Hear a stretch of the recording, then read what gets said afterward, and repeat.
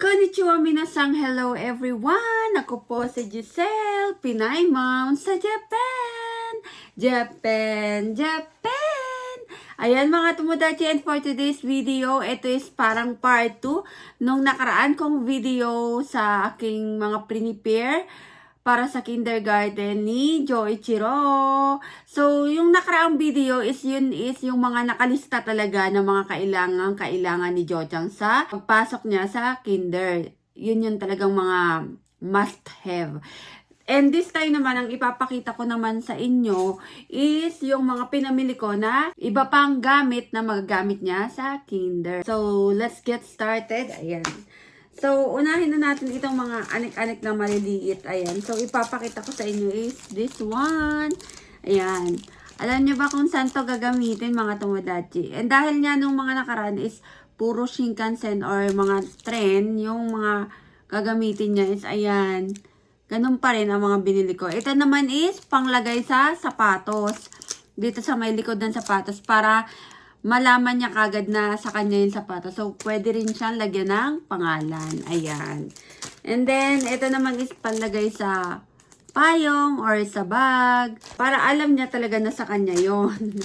Ito naman is yung seal, iron seal, parang ganon.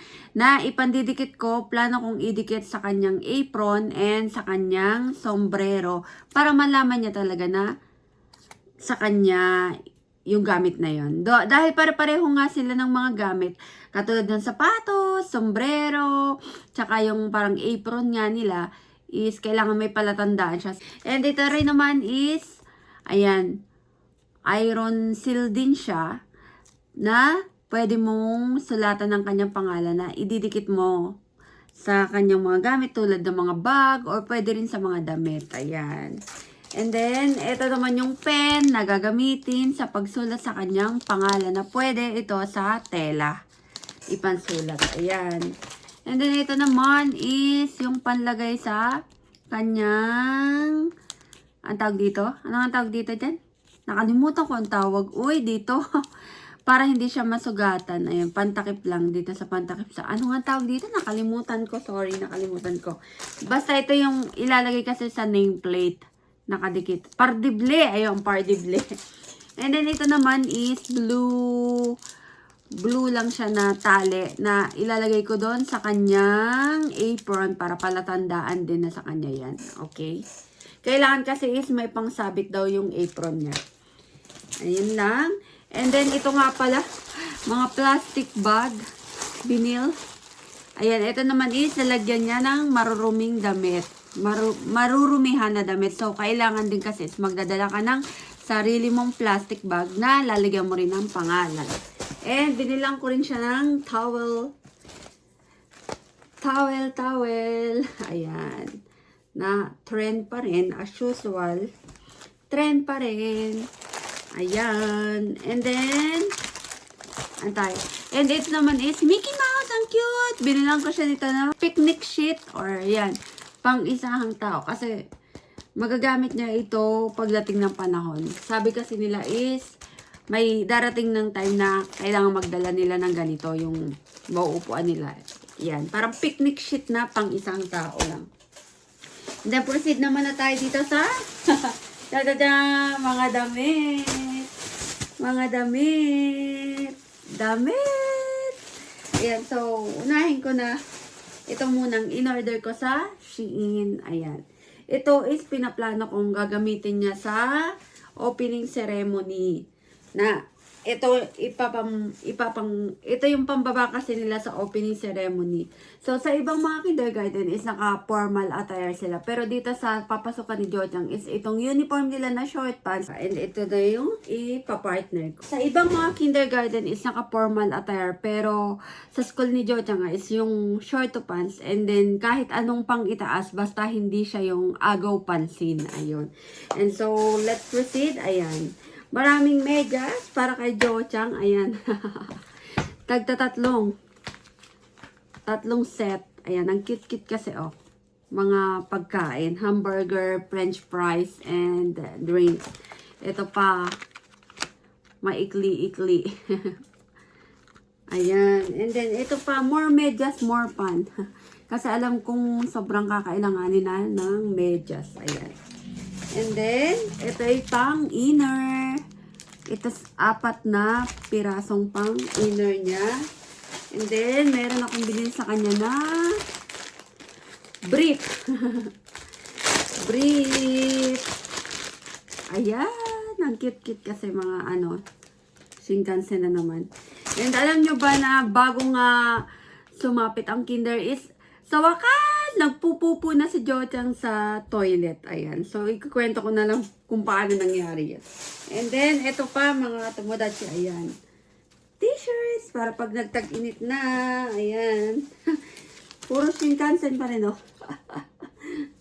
Ayan. 3 t-shirt na. Ayan. And then, ito naman is mga mahahaba. Long t-shirt.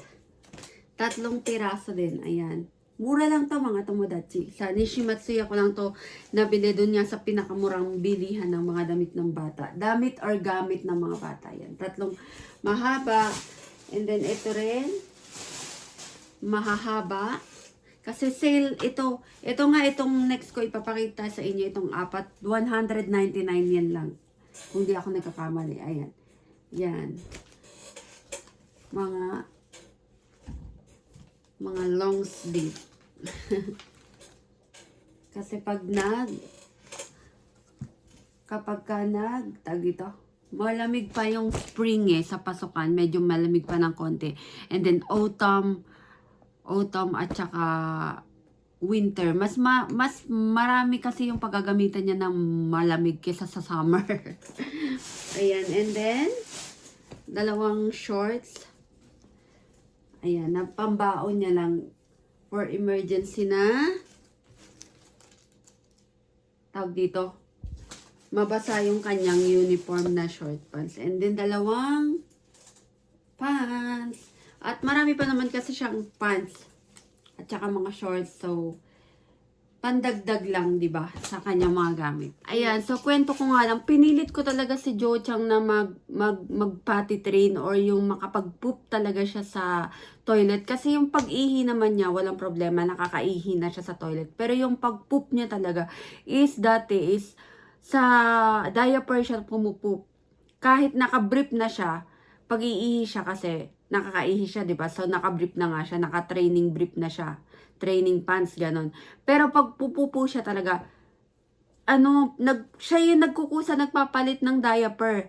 Tinatanggal niya yung brief niya, tapos papalitan niya ng diaper para dun siya mag-poop. So, grabe talaga. Akala ko hindi kami aabot sa deadline. Sa deadline, bago siya mag-kinder na matututo siyang mag-poop sa toilet. Pero binigyan ko na talaga siya ng ultimatum. Alam niyo ba kung paano nangyari yun?